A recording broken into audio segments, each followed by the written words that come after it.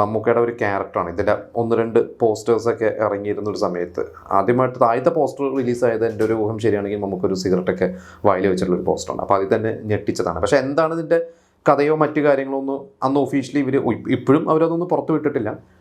പിന്നെ വിനായകനും മമ്മൂക്കയും ഇവർ രണ്ടുപേരാണ് അതിലെ പ്രധാന കഥാപാത്രങ്ങളെന്നാണ് നമുക്കറിയാവുന്നൊരു വിവരം.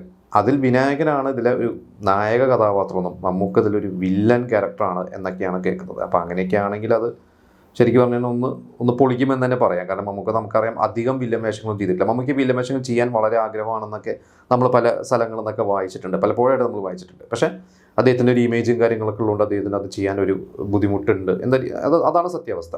അപ്പോൾ ഈ ഒരു സിനിമയുടെ ഷൂട്ടും കാര്യങ്ങളൊക്കെ നടന്ന സമയത്ത് ഇതിനെക്കുറിച്ചൊരു ന്യൂസ് ശരിക്ക് പുറത്ത് വന്നത് ജോൺ ബ്രിട്ടാസ്, നമ്മുടെ മാധ്യമപ്രവർത്തകനും MP ഒക്കെ ആയ ജോൺ ബ്രിട്ടാസ് ഒരിക്കൽ പറഞ്ഞത് ഇതേപോലെ ഫ്ലൈറ്റിൽ വെച്ചിട്ട് മമ്മൂക്കേനെ കണ്ടു.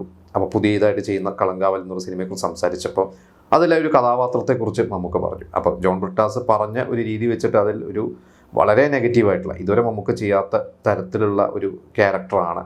അപ്പോൾ അദ്ദേഹം തന്നെ ചോദിച്ചു, ഇത് നിങ്ങളെ ഫാൻസിന് ഇഷ്ടപ്പെടുമോ, പേടിയില്ലേ എന്ന് വെച്ച് പറഞ്ഞു. ഒരു എക്സ്പെരിമെൻ്റൽ ഒരു സാധനം ചെയ്യാണ്, അത് ഇപ്പോഴെങ്കിലൊക്കെ ചെയ്യണ്ടേ എന്നുള്ള രീതിയിലാണ് അന്ന് മമ്മൂക്ക അതിനൊരു മറുപടി പറഞ്ഞത്.